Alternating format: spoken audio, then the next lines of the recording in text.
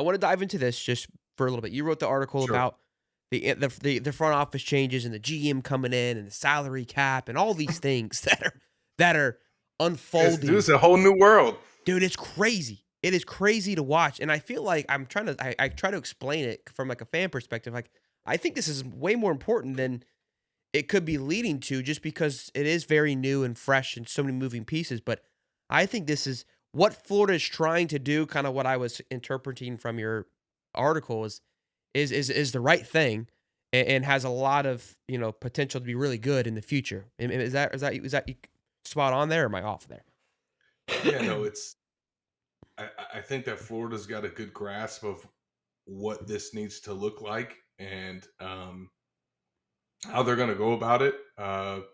They've got a plan in place for a front office. I do think it's going to go from the top down, and whoever they hire for this first lead role will probably be responsible for making some of the subsequent hires. But yeah, as we Mm, reported, Gators Online, uh, it's not going to just be this one person.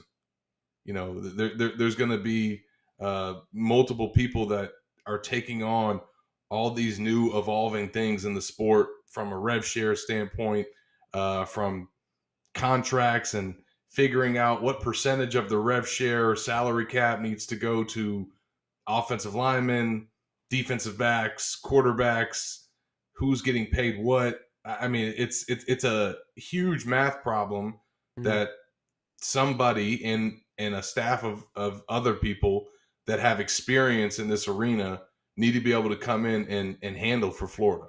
And July 1st is when this thing goes into effect, and Florida's going to have a projected 20 mil plus to work with, and they're going to need to manage that money the right way, because that's going to change how they do business as a football program. It's going to change how they do business with NIL deals with Florida Victorious. It's going to change then the need for them to get actual endorsement deals that are coming from outside companies and big brands and industries. Like, it's so nuanced and there's so many layers to this thing. So with that 20 million cap, Uh, is Around. I okay, mean, it could be yeah. more. So that's going to be across the board from my understanding when I read the original like a month ago and that original like that's what everyone's going to have. Do you know if there's like a penalty if you go over it? Like is how are the details around that? Do we have that yet? There's no way to go over because it's the rev share that you're getting from the SEC. Oh, it's what they're giving you to pay the players. Sure, yeah, it's from the TV contracts. Oh, wow. You know, Okay. So so Florida technically isn't paying the kids anymore. the rev It's share for the teams that play in the SEC is going to be bigger than the rev share that the teams in the ACC get. wow. So the SEC is about to get Now, even stronger. how significant is that number going to be?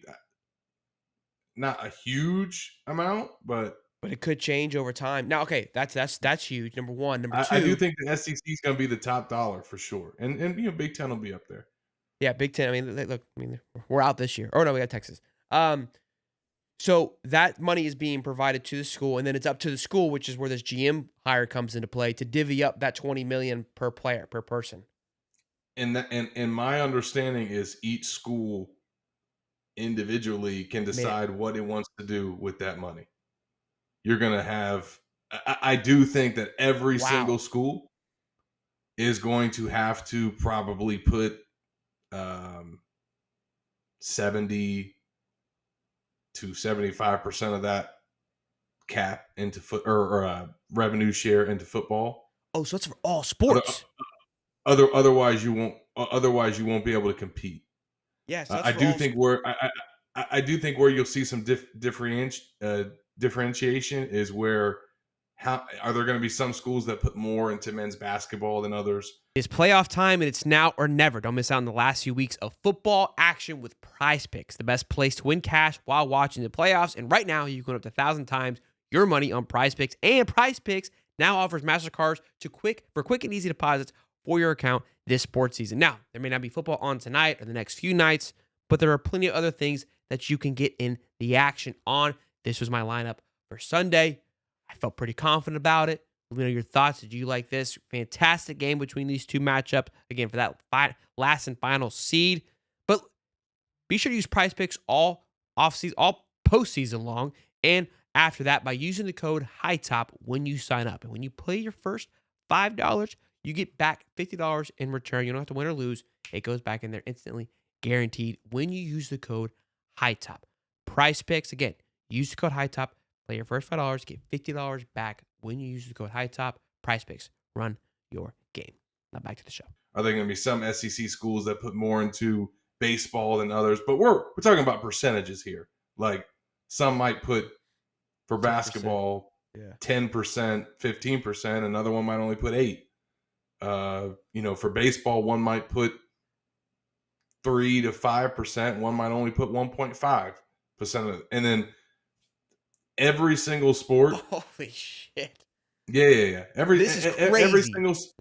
Every single sport now will still get some portion of the pie, but including the non-revenue sports, but they are not going to get a lot of that money. It's revenue share.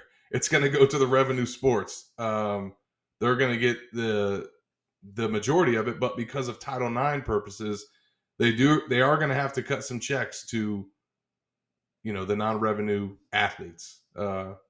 And rightfully so. I mean, it shouldn't all go to football. And I mean, those revenue programs at the end of the day, they fund these non-revenue sports. So, I mean, that's how it's always worked.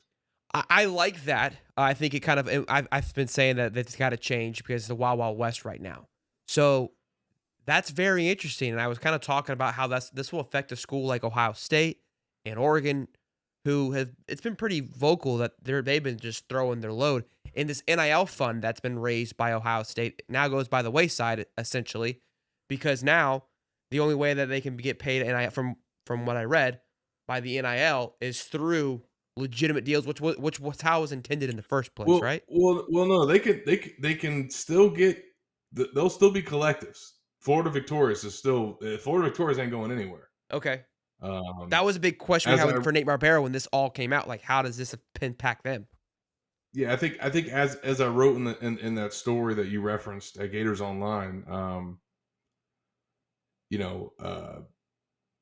NIL deals are, I think, once revenue share goes into effect, NIL deals from booster backed collectives, I think, will continue to be a thing. And they'll continue to be high paying, but I do think that they will be less prevalent and more reserved for the high profile athletes, i.e. starting quarterback, the starting left tackle, top player on defense, elite freshmen, top transfers. Like, there are certain guys that are going to command market value that the rev share that they get from the school is not going to cover. Sure. Like, whatever check that Florida decides to cut DJ Lagway from the rev share that it gets, and whatever percentage that they decide to pay to their starting quarterback, it's not going to be enough.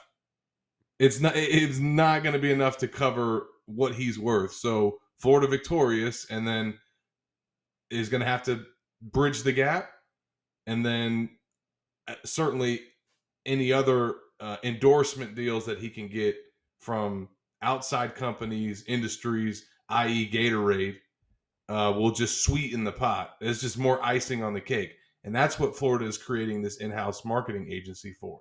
Is, okay, yeah, our top, 30, 40 players are probably going to have NIL deals with Florida Victorious. Right now, that number's like 60, 70.